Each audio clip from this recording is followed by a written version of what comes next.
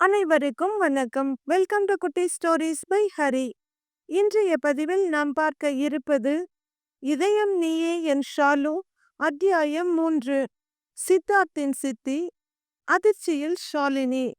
அந்த 11 மணி இரவில் தன் மகள் இப்படி ஒரு காரியம் செய்வாள் என்று கனவிலும் எதிர்பார்த்திராத குணசேகரன் பேச முடியாத வறண்ட தொண்டையும் கண்களில் வழியும் கண்ணீருமாக மரத்தின் பின்னே நின்று கொண்டிருந்தார்.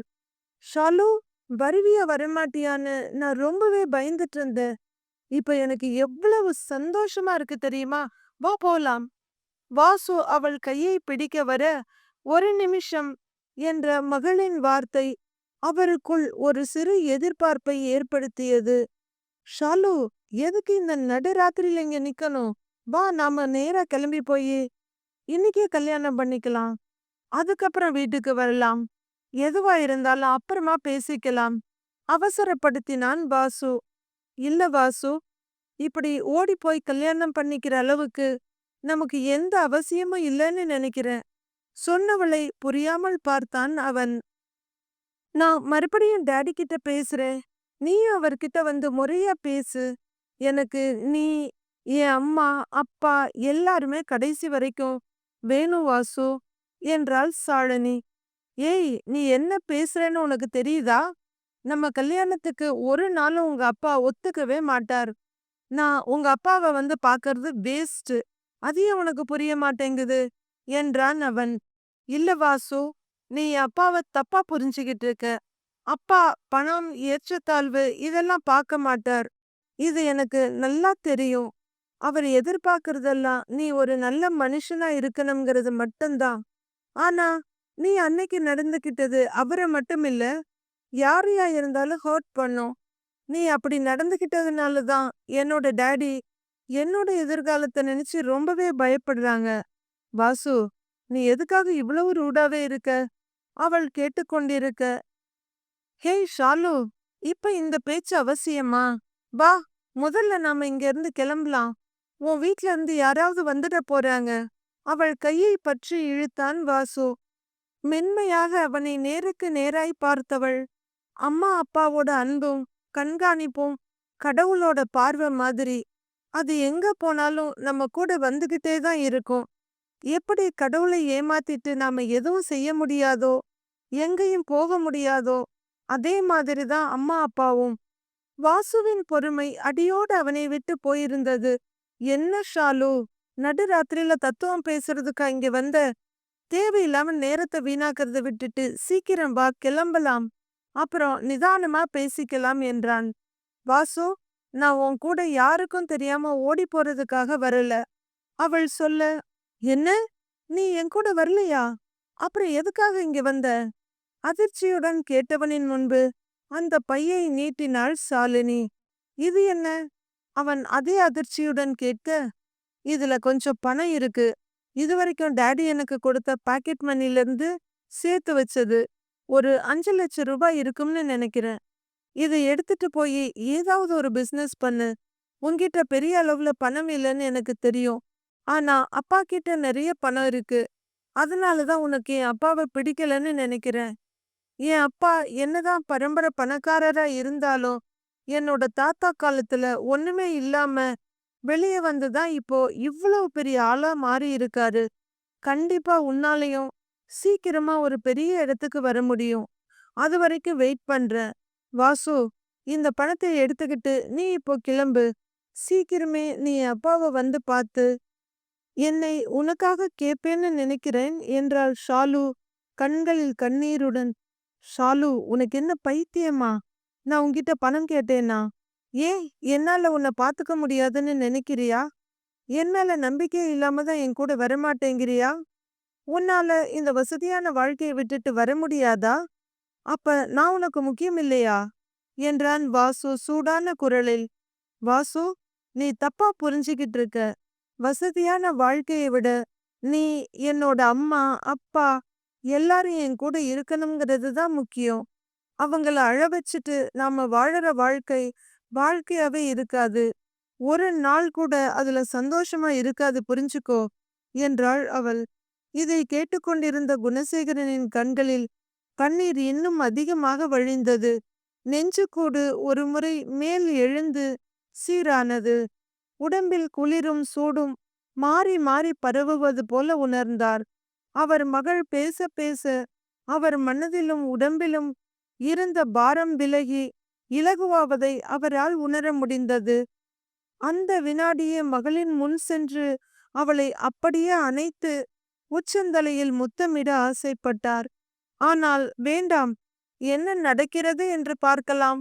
அதற்கு மேல் அவனால் தன் மகளுக்கு ஏதாவது பிரச்சனை வந்தால் பார்த்து கொள்ளலாம் என்று மனதை திடப்படுத்தி கொண்டார் அவர். ஷாலு, இங்க பாரு, இன்னொரு தடவை இந்த மாதிரி சான்ஸ் கிடைக்காது.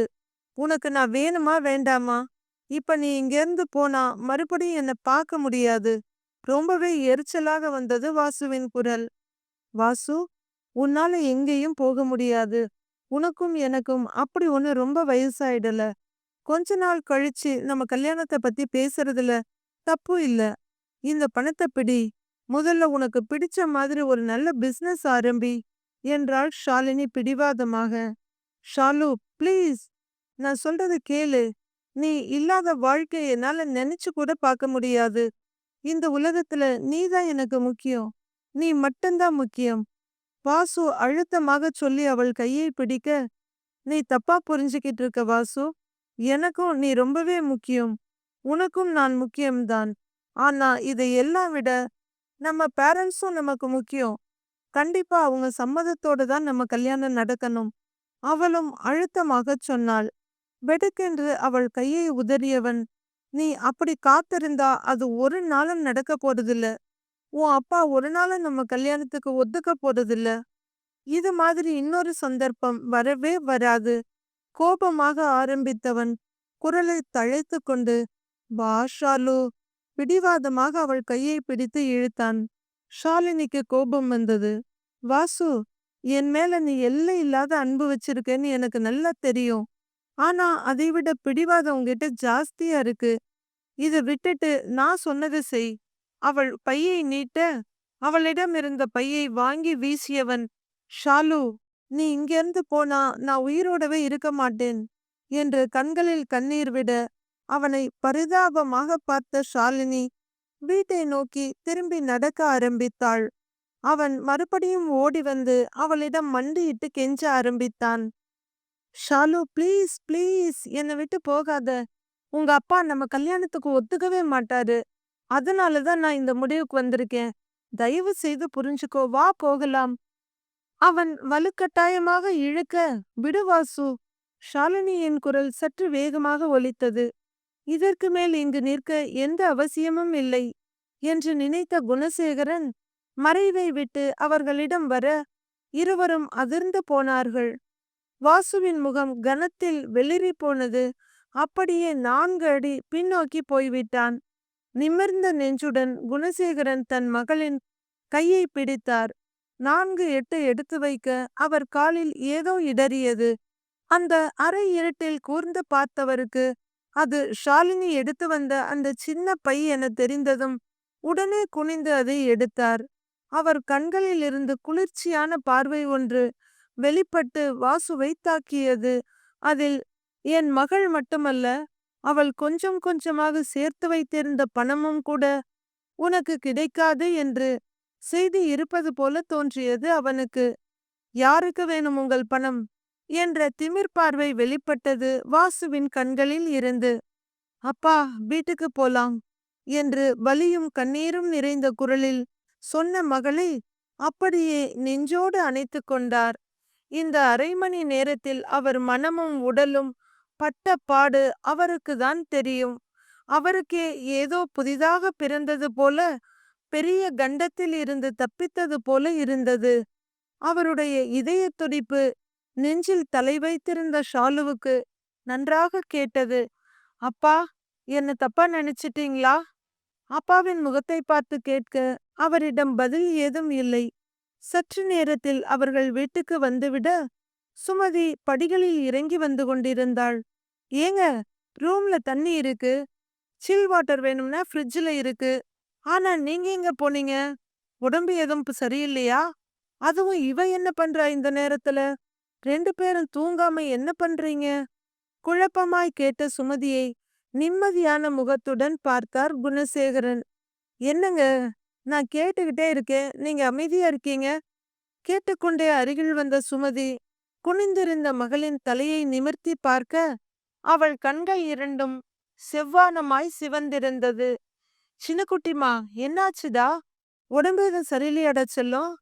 மகளின் முகத்தை தடவி கழுத்தை தொட்டு பார்த்து பதறிக் கொண்டிருந்தாள் சுமதி. அம்மா அப்பா இருவருக்குமே ஷாலினி ரொம்பவும் செல்லம்தான். என்றாலும் அப்பாவுக்கு கூடுதல் செல்லம். அவள் அரிதாகத்தான் மகளை கொஞ்சுவாள். பிள்ளைகளை யாராவது ஒருத்தங்க கண்டிச்சு வளர்க்கணும், இல்லனா பின்னாடி ரொம்ப சிரமமாயிடும் என்று மாமியார் சொல்லி இருந்ததால் சுமதி அந்த பொறுப்பை எடுத்துக்கொண்டாள். கணவர் கண்ணை காட்ட சுமதி மகளை அதற்கு மேல் தூண்டி துருவவில்லை. நாட்கள் இயல்பாக நகர்ந்து கொண்டிருந்தது. கல்லூரி விடுமுறை என்பதால் ஷாலினியால் வாசுவை பார்க்க முடியவில்லை. போன் அடித்து பார்த்தாள், அவன் எடுக்கவும் இல்லை. நேராக அவன் வீட்டிற்கு போய் பார்க்க அங்கும் யாருமே இல்லை. அக்கம் பக்கத்தில் விசாரிக்க அவளுக்கு ஒரு மாதிரியாக இருந்தது. 2 மாதங்கள் ஓடியிருந்த நிலையில் மறுபடியும் காலேஜ் ஓபன் ஆனதும் முதல் நாளே அவனை பார்ப்பதற்காக ஓடினாள். அவள் எதிர்பார்ப்பு வீணாகவில்லை. வாசு அங்கு கேன்டீனில் தான் வேலை பார்த்து கொண்டிருந்தான்.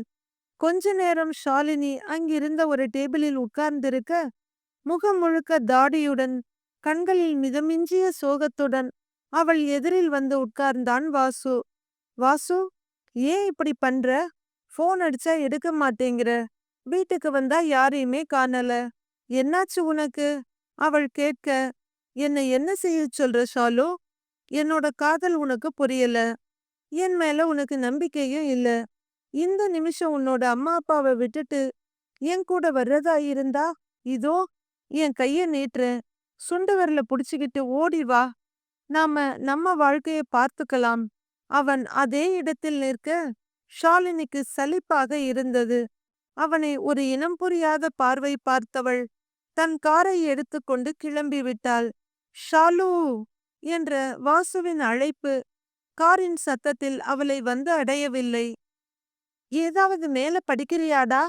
அப்பாவின் கேள்விக்கு இல்லை என்று தலையை மட்டும் ஆட்டினாள் ஷாலு. அவளும் வாசுவை பற்றி எதுவும் பேசவில்லை. அவர்களும் அவளிடம் வேறு எதையும் கேட்கவும் இல்லை. அடுத்த சில நாட்களில் அப்பா வெளிநாட்டுக்கு போய்விட ஷாலினி அறையை விட்டு சாப்பாட்டுக்கு கூட கீழே வரவில்லை. அவள் அம்மா எவ்வளவோ முயன்று பார்த்தும் அவள் பெரிதாக எதுவும் பேசவில்லை. அதனால் மகள் அறைக்கு அவளே நேரத்துக்கு உணவு எடுத்துச் சென்று அவள் சாப்பிடுவதை உறுதிப்படுத்தி கொண்டாள். இருவருக்கும் மகளை நினைத்து மிகவும் வருத்தமாக இருந்தது. வெளியூரில் இருந்து வந்த அடுத்த நாளே மகளை அழைத்து பேசினார் குணசேகரன். ஷாலுமா, நானும் அம்மாவும் உனக்கு கல்யாணம் பண்ணலான்னு விரும்புறோம் என்று சொல்ல அவளிடம் இருந்து எந்த ரியாக்ஷனும் இல்லை. மாப்பிள்ளையின் பெயர் சித்தார்த். என் நெருங்கிய நண்பர் ஒருவரின் மகன். சித்தார்த் பிறந்து சில நாட்களிலேயே அவங்க அம்மா இறந்துட்டதால என் நண்பர் வேறு ஒரு கல்யாணம் பண்ணிக்கிட்டாரு. இப்போ அவங்களுக்கு 2 பெண் பிள்ளைகளும் ஒரு பையனும் இருக்காங்க. அதுல ஒரு பொண்ணுக்கு கல்யாணம் பண்ணிட்டாங்க. அவங்க வீட்ல இன்னும் 3 பேருக்கு கல்யாணம் ஆகணும். என் நண்பருக்கு பெராலிசிஸ், ஆபீஸுக்கு போக முடியாது.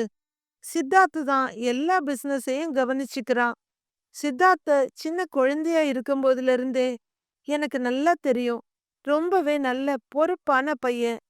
ரொம்பவும் மரியாதையான, மனிதாபிமானம் உள்ள பையன். அவனை வர சொல்றேன். நீ அவங்கிட்ட பேசி பாருமா. உனக்கு பிடிக்குதான்னு சொல்லு. மேல என்ன பண்ணணுமோ அதை செய்யலாம் என்றார் அப்பா மெதுவான குரலில். ஷாலினி மறுக்கவும் இல்லை, சரி என்று சொல்லவும் இல்லை. அவள் மௌனத்தை சம்மதமாக எடுத்துக்கொண்ட அவள் அப்பா புனேயில் இருக்கும் சித்தார்த்தை வீட்டுக்கு அழைத்தார். மறுநாள் காலை 10 மணிக்கு வருவதாக சொல்லியிருந்த சித்தார்த் சரியாக 9:59க்கெல்லாம் வீட்டு வாசலில் வந்து நின்றான். அவனை வரவேற்பதற்காக ஏர்போர்ட் போக வேண்டும் என்று அவசரமாக வெளியே வந்த குணசேகரன் வாசலில் அவன் இருப்பதை பார்த்து ஆனந்த அதிர்ச்சியில் அப்படியே நின்றுவிட்டார். அவன் கையை பிடித்து உள்ளே அழைத்து வந்தவர் சோஃபாவில் உட்கார வைக்க, அவன் குனிந்து சுமதி மற்றும் குணசேகரன் கால்களை தொட்டு கண்களில் ஒற்றிக்கொண்டு நிமிர்ந்தான். 2 பேரும் அவனை வாழ்த்தினர். குணசேகரன் சித்தார்த்தின் கைகளை பிடித்து தன் அருகில் உட்கார வைக்க சிரிப்புடன் உட்கார்ந்தான். என்ன சித்தார்த், 10 மணிக்கு வருவேன்னு சொன்ன, நான் அவசர அவசரமா ஏர்போர்ட் கிளம்பினா நீ இந்த நேரத்துக்கு வீட்டுக்கே வந்துட்டியே என்றார் குணசேகரன் மலர்ந்த முகத்துடன். அங்கிள், நான் எர்லி மார்னிங் ஃப்ளைட்லயே வந்துட்டேன். ரூம்ல போய் குளிச்சுட்டு ஃப்ரெஷ் ஆகி வந்துட்டேன். நீங்க ஏர்போர்ட்டுக்கு வர்றதா இருந்தா உங்களோட வேலையும் கெடும். No problem, thank you so much uncle என்றான் அவன். சுமதிக்கும் கூட அவனை ரொம்ப பிடித்திருந்தது. அந்த வாசுவை போல பரட்டை தலையாக இல்லாமல் முடியை மிக அளவாக அழகாக வைத்திருந்தான். அவன் போட்டிருந்த இளம் மஞ்சள் நிற ஷர்ட் அவன் கம்பீரத்துக்கு கட்டியம் கூறியது. அவன் போட்டிருந்த பேண்டின் ஐரன் மடிப்பு துளி கூட கசங்கி இருக்கவில்லை. அப்படியே பார்த்து கொண்டு வர காலில் சாக்ஸ் மட்டும் இருந்தது. பார்வையை வெளியே படரவிட ஷூ அங்கு ஒரு ஓரமாக ஒரே மாதிரி வைக்கப்பட்டிருக்க அவள் முகமும் தெளிவானது. சுமதி அவனிடம் ஃபார்மலாக சில வார்த்தைகளை பேசிவிட்டு மகளை அழைத்து வந்தாள். மிகவும் சாதாரணமாக வந்த ஷாலினி அவனை பார்த்து வணக்கம் என்றவள் எதிரில் இருந்த சோஃபாவில் உட்கார, இவனும் எழுந்து நின்று வணக்கம் மிஸ் ஷாலினி, நல்லா இருக்கீங்களா என்று கேட்டுவிட்டு அமர்ந்தான். அதற்கு மேல் ஷாலினி அவனிடம் பேசவில்லை. இவனும் ஷாலினியிடம் பேச எந்த முயற்சியும் செய்யவில்லை. அதன் பிறகு நால்வரும் ஒன்றாக சாப்பிட்டனர். சற்று நேரத்தில், அங்கிள், இன்னைக்கு ஈவினிங் எனக்கு ஒரு மீட்டிங் இருக்கு, உங்களுக்கு ஓகேனா நான் கிளம்பட்டுமா என்றான். அவர் மகளை திரும்பி பார்க்க அவள் வேறு பக்கம் பார்த்து கொண்டிருந்தாள். ஓகே சித்தார்த், அவசர வேலை இருந்தா நீங்க கிளம்புங்க, நான் நாளைக்கு உங்களுக்கு கூப்பிடுறேன் என்று அவர் சொல்ல, அவளிடமும் சுமதியிடமும் விடை பெற்று வந்தவன் ஷாலினியின் முன் வந்து நின்றான். மிஸ் ஷாலினி, உங்களை ரொம்ப சின்ன வயசுல பார்த்ததுதான், அதுக்கப்புறம் இப்பதான் பார்க்கறேன். உங்களை பார்த்ததுல எனக்கு ரொம்ப சந்தோஷம். சீக்கிரமே நாம திரும்பவும் பார்க்கலாம், வரட்டுமா என்று அவள் முகத்தை பார்த்தவன் அவள் சரி என்ற தலையை அசைக்க அங்கிருந்து கிளம்பினான். அன்று மாலையே ஷாலினியிடம் அவள் அம்மாவும் அப்பாவும் இதை பற்றி பேச, எனக்கு எந்த கருத்தும் இல்லை டாடி, உங்களுக்கு எது விருப்பமோ அதையே செய்யுங்க என்று முடித்து கொண்டாள். அடுத்து ஏற்பாடுகள் தீவிரமாக நடக்க ஆரம்பித்தன. ஷாலினிக்கும் வாசு வருவான் என்ற எந்த ஒரு எதிர்பார்ப்பும் இல்லை. அவள் ஒரு இயந்திரம் போல எல்லா சடங்குகளிலும் கலந்து கொண்டாள். நிச்சயதார்த்தம் முடிந்து திருமண நாளும் வந்தது. சித்தார்த்தின் அப்பா வரவில்லை. என்னால எப்படியும் அங்க வந்து நிற்கவோ உட்காரவோ முடியாது. ஒரு சுப நிகழ்ச்சி நடக்கிற இடத்துல ஸ்ட்ரெச்சர்ல படுத்திருந்தா அது நல்லா இருக்காது. நீங்க எல்லாரும் போய் நல்லபடியா கல்யாணத்தை முடிச்சிட்டு என் மருமகளை கூட்டிட்டு வாங்க என ஆசீர்வதித்து அனுப்பிவிட்டார். திருமண நிகழ்வுகள் நடந்து கொண்டிருக்க ஷாலினியின் முகத்தில் சந்தோஷம் இல்லாவிட்டாலும் அவள் அழகு அங்கிருந்தவர்களை பிரமிக்க வைத்தது. அவளுடைய அப்பாவின் வசதி அவள் உடம்பில் அங்குலம் அங்குலமாக மின்னிக் கொண்டிருந்தது. சித்தார்த் மிகவும் கம்பீரமாக அழகாக இருந்தாலும் மிக அமைதியாக இருந்தான். அவனிடம் எந்த பரபரப்பும் தேவையில்லாத அசைவுகளும் இல்லை. பார்ப்பவர் கண்கள் இமைக்க மறக்கும் அழகுடன் இருந்த ஷாலினியை அவளுடைய உறவுக்கார பெண்கள் இருவர், சித்தார்த்தின் தங்கை தீபா என மூவரும் சேர்ந்து மணமேடைக்கு அழைத்து வந்தனர். அவளுடைய உறவுக்கார பெண்கள் இருவரும் காதலித்து திருமணம் செய்து கொண்டவர்கள். புதிதாக மணமான அந்த இருவரும் தங்கள் காதல் கணவர்களை பற்றி சொல்லிக் கொண்டிருக்க ஷாலினியின் மனதில் இருந்த வெறுமை கண்ணீராக வழிந்தது. ஷாலினியின் கண்ணீர் துளிகள் பன்னீர் பூக்களாய் கீழே சிந்தியது. சித்தார்த்தின் அமைதியான அழகான முகம் அங்கிருந்த அனைவரையும் வசீகரிக்க கெட்டி மேளம் முழங்க தன் அருகில் இருந்தவள் கழுத்தில் தாலியை கட்டினான் சித்தார்த். தாங்கள் இதுவரை வாழ்ந்த வாழ்க்கையின் பயனை அடைந்து விட்டதாக தோன்றியது குணசேகரனுக்கும் சுமதிக்கும். அவர் கண்களில் இருந்து விழுந்த கண்ணீர் முத்துக்கள் மணமக்கள் இருவர் தலைகளிலும் ஆசீர்வாத அட்சதைகளாய் விழுந்தது. மெதுவாக எழுந்த சித்தார்த் தன் மனைவி ஷாலினிக்கு கையை நீட்ட அதை அவள் கவனிக்காதது போல எழுந்து நின்றாள். இருவர் உடைகளின் நுனியும் ஒன்றோடு ஒன்று பிணைக்கப்பட்டிருக்க அவர்களின் அழகான திருமண வாழ்க்கையை நோக்கி முதல் அடியை எடுத்து வைத்து அக்னியை வலம் வந்தனர். அதன்பின் திருமணச் சடங்குகள் ஒன்றன் பின் ஒன்றாக நிறைவேற மணமக்கள் விடைபெறும் நேரமும் வந்தது. அதுவரை எந்த உணர்ச்சியும் இல்லாமல் சொன்னதை செய்து கொண்டிருந்த ஷாலினி இப்போது வெகுவாக கலங்கி போனாள். காரின் அருகில் வந்த ஷாலினி முடியாது என்பதைப் போல தலையை அசைத்தாள். கட்டியிருந்த பட்டுப்புடவையை பற்றி சிறிதும் யோசிக்காமல் சிறு குழந்தையாய் ஓடிச் சென்று அப்பாவையும் அம்மாவையும் இறுக கட்டி கொண்டாள்.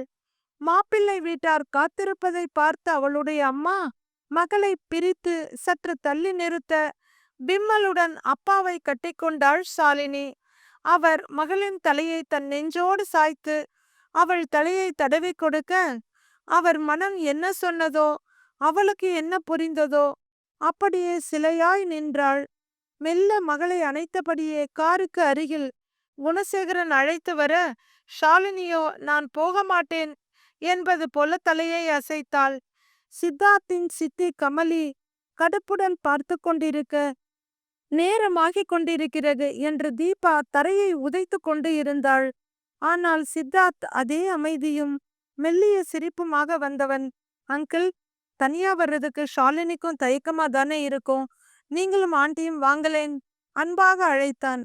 ஷாலினி அவனை இப்போதுதான் முதன்முறையாக நிமிர்ந்து பார்த்தாள். இருக்கட்டும் மாப்ள, நானும் சுமதியும் நாளைக்கு வர்றோம், அதுதான் முறை, நீங்க புறப்படுங்க, எல்லாரும் வெயிட் பண்றாங்க பாருங்க என்றவர் தன் நெஞ்சில் சாய்ந்திருந்த மகளின் கையை எடுத்து சித்தார்த்தின் கையில் கொடுத்தார். சித்தார்த் அந்த கையை மென்மையாக பற்றி காரின் கதவை திறந்துவிட அழுகையோடு உள்ளே ஏறி உட்கார்ந்தாள் ஷாலினி. அவள் கண்களும் மனதும் அம்மா அப்பாவிடமே செல்ல அவளுடைய உணர்ச்சியற்ற உடல் மட்டும் காரில் சென்றது. கார் ஏர்போர்ட்டில் வந்து நிற்க முதலில் இறங்கிய சித்தார்த் கதவை திறந்து கொண்டு அவளுக்காக கையை நீட்டினான். ஷாலினி எங்கோ பார்த்தபடி கீழே இறங்கினாள். முதல் காரில் இருந்து சித்தார்த்தின் சித்தி, தங்கை தீபா, தம்பி வினோத் மற்றும் சில நெருங்கிய உறவுகள் சற்று தள்ளி நிற்க அவர்கள் அருகில் போய் நின்றாள் ஷாலினி. லக்கேஜ்களை எடுத்து வந்து அவள் அருகில் வைத்த டிரைவர், சின்னம்மா, நான் போயிட்டு வரட்டுமா என்று கேட்க சரி என்று தலையாட்டிய ஷாலினியால் பேச முடியவில்லை. அவள் கண்களை கண்ணீர் நிறைத்து நின்றது. அவள் கலங்கிய விழிகளை கண்ட சித்தார்த் அருகில் வர சட்டென்று தண்ணீரை மறைத்து கொண்டாள். டிரைவரும் கிளம்பிவிட அனைவரும் பிளைட்டில் ஏறி புனேவுக்கு வந்தனர். வீட்டுக்கு வந்த மணமக்களை வாசலில் நிறுத்திய சித்தார்த்தின் சித்தி கமலி உள்ளே சென்று வேலைக்காரியை ஆரத்தி தட்டுடன் அனுப்பினாள். போ தீபா, ஆரத்தி எடுத்து உன் அண்ணனையும் அண்ணியையும் உள்ள கூட்டிட்டு வா சித்தி சொல்ல தீபா வேண்டா வெறுப்பாக வேலைக்காரியுடன் வாசலுக்கு வந்தாள். வேலைக்காரி வெள்ளி ஆரத்தி தட்டை நீட்ட தீபா இருவருக்கும் ஆரத்தி சுற்றினாள். ஆனால் அவளுடைய கண்கள் முழுவதும் ஷாலினியின் கழுத்தில் இருந்த வைர நெக்லஸ் மற்றும் ஆரத்தின் மேல்தான் இருந்தது. அடே அப்பா, எப்படியும் சில கோடிகளாவது வரும், அதிலும் இவ்வளவு அழகிய டிசைன்களும் சிறந்த வைரமும் அவ்வளவு எளிதில் கிடைக்காது, எப்படியாவது இதை நமக்கு சொந்தமாக்கி கொள்ள வேண்டும் எண்ணிக்கொண்டே கண்களை லேசாக நகர்த்தியவள் ஷாலினி தன்னையே பார்த்து கொண்டிருப்பதை பார்த்ததும் ஒரு மாதிரி ஆகி போனாள். தன் மனதில் நினைத்தது அவளுக்கு தெரிந்திருக்குமோ? நானும் தான் அப்படி வெறித்து பார்த்திருக்க கூடாது. ஒருவேளை இவள் நம்முடைய நோக்கத்தை கண்டுபிடித்து விட்டால் அவ்வளவுதான். அவள் இதயம் லேசாக படபடத்தது. சமாளித்து கொண்டு இருவர் நெற்றியிலும் பொட்டை வைத்தவள் உடனே அங்கிருந்து ஓடிவிட நினைத்தாள். வேலைக்காரி சுகுணாவை அழைத்து அன்னைக்கு அவங்க ரூம காட்டு சொல்லிவிட்டு ஆரத்தி தட்டுடன் வெளியே போய்விட்டாள். உள்ளே வந்த ஷாலினியை சித்தார்த் பூஜை அறைக்கு அழைத்துச் சென்றான். ஷாலினி அந்த உயர்ந்த குத்துவிளக்கை ஏற்ற இருவரும் கண்மூடி கடவுளை வேண்டிக் கொண்டனர். கடவுளே, எனக்கென்று ஒரு வாழ்க்கை துணையை அமைத்து கொடுத்ததற்கு மிகவும் நன்றி. என் அம்மாவை பார்த்து கொள்ளும் பாக்கியம்தான் எனக்கு கிடைக்கவில்லை. ஆனால் இவளை நான் என் எல்லாமுமாக சந்தோஷமாக பார்த்து கொள்ளும் வரத்தை கொடு என்று வேண்டினான் சித்தார்த். அம்மா அப்பாவின் சந்தோஷத்திற்காக மட்டுமே இந்த திருமணத்துக்கு ஒத்துக்கொண்டேன். எனக்கு விரைவில் இந்த வீட்டில் இருந்து மட்டுமல்ல, இந்த உலகத்தில் இருந்தும் விடுதலை கொடு இறைவா என்று வேண்டிக் கொண்டாள் ஷாலினி. இருவரும் தனித்தனியாக அவர்கள் மனதில் இருப்பதை மௌனமாக கடவுளிடம் சொல்லிக் கொண்டிருக்க, அந்த வழியே வந்த சித்தார்த்தின் தம்பி ஷாலினியை வைத்த கண் வாங்காமல் பார்த்தாள். சட்டென்று கண்மூடி நின்றிருந்த ஷாலினி கண்களை திறக்க மின்னல் போல அங்கிருந்து மறைந்தான். ஷாலினி ஒரு கணம் திகைத்தாலும் தன்னை யாரோ உற்று பார்த்து கொண்டிருந்தார்கள் என்ற உணர்வு மட்டுமே தெரிந்தது. அது யார் என்று அவளுக்கு தெரியவில்லை. அதுவரை அங்கேயே காத்திருந்த வேலைக்கார பெண், சின்னம்மா வாங்க, உங்க ரூமுக்கு கூட்டிட்டு போறேன் என்றபடி பவ்யமாக அவள் முன் வந்து நின்றாள். சின்னம்மா, என் பேரு சுகுணா. இந்த வீட்ல ரொம்ப வருஷமா வேலை செய்யறோம். என் அப்பா தான் இங்க டிரைவரா இருக்காரு. உங்களை ஏர்போர்ட்ல இருந்து கூட்டிட்டு வந்தாரே, அவர்தான் என் அப்பா. அவள் பேசிக்கொண்டே வர ஷாலினி சற்று யோசித்தாள். அந்த காரில் இவளும் சித்தார்த்தும் மட்டுமே வந்தனர். மற்றவர்கள் வேறு ஒரு பெரிய காரில் வந்தனர். சித்தார்த்தும் அந்த மனிதரும் பேசிக்கொண்டதிலிருந்து அவர் ஏதோ இவர்களுடைய நெருங்கிய உறவினர் என்று நினைத்திருந்தாள். சுகுணா பேச பேச இவளுக்கு சற்றே ஆச்சரியமாக இருந்தது. தன்னிடம் வேலை செய்யும் ஒரு டிரைவரிடம் எந்த வேறுபாடும் இன்றி இவ்வளவு அன்போடு இருக்க ஒருவனால் முடியுமா என்று எண்ணியவள் எதுவும் பேசாமல் ஒரு சின்ன புன்னகையை பதிலாக தந்தாள். அவர்கள் அறைக்குள் நுழைந்த அடுத்த நிமிடமே அவளுடைய 2-3 பெட்டிகளுடன் உள்ளே வந்த அந்த டிரைவர் இடுப்பு வரை குனிந்து அவளை வணங்கினார். சின்னராணி, நீங்க இந்த வீட்டு மருமகளா வந்தது எங்களுக்கு ரொம்ப சந்தோஷமா. எங்க சின்ன ஐயா ரொம்ப தங்கமானவரு. அவரு பிறந்ததுல இருந்து நான் பாத்துக்கிட்டு இருக்கேன். இந்த உலகத்துல அவர் மாதிரி ஒரு தங்கமான புள்ளைய பார்க்கவே முடியாது. எங்க சின்னராஜா சொக்க தங்கம்மா, கண்கள் மின்ன கூறினார். நீங்க எங்க சின்னையா கூட 100 வருஷம் நிறைய குழந்தைங்களோட சந்தோஷமா வாழணுமா, அதுதான் என்னோட ஆசை என்று டிரைவர் சொல்ல, அவர் மகள் சுகுணாவும் அதேதான் சின்னம்மா எனக்கும் என்று சொல்ல, ஷாலினியின் புன்னகை சட்டென்று மறைந்தது. சற்று நேரத்தில் சித்தார்த் வந்தான். ஷாலினி, டயர்டா இருப்பீங்கன்னு எனக்கு தெரியும். ஆனா ஒரே ஒரு சின்ன உதவி மட்டும் நீங்க எனக்கு பண்ணணும். கொஞ்சம் ரிஃப்ரெஷ் ஆகிட்டு வந்தீங்கன்னா அப்பாவை பார்த்துட்டு டின்னரை முடிச்சுக்கிட்டு வந்துடலாம். அவர் தன்னோட மருமகளை பார்க்க ரொம்பவே ஆர்வமா காத்துக்கிட்டு இருக்காரு. ஜஸ்ட் ஒரு 5 நிமிஷம்தான், ஓகேவா கேட்டான் சித்தார்த். ஷாலினி எந்த பதிலும் சொல்லாமல் பாத்ரூமுக்கு சென்றாள். ஒரு சில நிமிடங்கள் தயங்கி நின்ற சித்தார்த் தானும் உடையை மாற்றி தயாராக ஆரம்பித்தான். தயாராகி கீழே சென்றவன் ஒரு 15 நிமிடம் கழித்து அறைக்கு வந்தவன் லேசாக கதவை தட்ட அது திறந்து கொண்டது. அவன் உள்ளே வந்தபோது ஷாலினி தன் நெற்றி பொட்டை சரி செய்து கொண்டிருந்தாள். சித்தார்த் அப்படியே பேச்சு மூச்சு இல்லாமல் நின்றுவிட்டான். அவன் எதிரில் தெரிந்த ஷாலினி சாதாரண பெண் போலவே தெரியவில்லை. கதைகளில் வரும் தேவலோக பெண் உயிர் பெற்று வந்ததைப் போல இருந்தாள். அவள் கட்டியிருந்த இளம் மஞ்சள் புடவைக்கும் அவள் நிறத்துக்கும் எந்த வித்தியாசமும் தெரியவில்லை. அத்தனை ஆபரணங்களையும் கலைந்து கழுத்தில் திருமாங்கல்ய செயினுடன் ஒரே ஒரு நெக்லஸும் காதுகளில் சிறிய வளையங்கள் மட்டுமே போட்டு இருந்தாள். மணிக்கட்டில் இருந்து முழங்கை வரை இருந்த வளையல்கள் இப்போது இல்லை. கற்கள் பதித்த மெலிதான 2 வளையல்கள் மட்டுமே அவள் 2 கைகளையும் அலங்கரித்திருக்க, அவளுடைய கை இப்போதுதான் முழுமையாக அவனுக்கு தெரிந்தது. அவன் மூச்சு விட மறந்து அவளையே பார்த்து கொண்டிருக்க, சுகுணா சூடாக சூப் கொண்டு வந்து கொடுத்தாள். அவள் அழைப்பில் சுயநினைவுக்கு வந்த சித்தார்த் ஒரு சூப் பவுலை எடுத்துக்கொள்ள, ஷாலினியிடம் ஒரு பவுலை கொடுக்க அவளும் மறுக்காமல் எடுத்துக்கொண்டாள். சற்று நேரத்தில் இருவரும் கீழே வந்து அந்த பெரிய ஹாலை கடந்து பக்கவாட்டில் இருந்த ஒரு அறைக்குள் நுழைய கிட்டத்தட்ட ஹால் அளவில் இருந்த அந்த அறையின் மையத்தில் போடப்பட்டிருந்த கட்டிலில் ஒரு நீளமான மனிதர் படுத்திருந்தார்.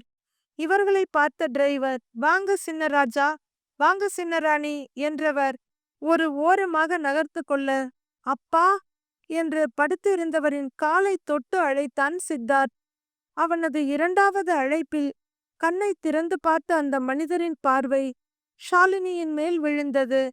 அவருடைய கண்களில் புதிதாக உயிர் வந்தது போல பளபளத்தது. அவர் ஏதோ சொல்ல முயல, அவளால் அதை புரிந்து கொள்ள முடியவில்லை. "சின்னராணி, பெரிய ஐயா உங்கள அவர் பக்கத்துல கூப்பிடுறாரு" என்றார் டிரைவர். ஷாலினி மெல்ல அவர் அருகில் வந்து நிற்க, அவருடைய வலக்கரத்தால் அவளுடைய கையை பற்றிய அவர் கண்களிலிருந்து கண்ணீர் வழிந்தது. பின் குளறலாக ஏதோ சொன்னவர் அவள் தலையில் தனது வலது கரத்தை வைத்து ஆசீர்வதித்தார். பின் சித்தார்த்தையும் அழைத்து அவன் தலையிலும் கை வைத்து வாழ்த்தினார். அறைக்கு வெளியே சத்தம் கேட்க சித்தார்த் திரும்பி பார்த்தான். "சின்னையா, சமையல்காரரு டிஃபன் எடுத்து வைக்கட்டுமான்னு கேட்டாரு. பெரியம்மா அவங்க ரூம்ல இருக்காங்க. அதுதான் உங்களை கேட்டுட்டு போலாம்னு வந்தேன்" என்றாள் சுகுணா பணிவாக. "நீ போ சுகுணா, நாங்க வர்றோம்.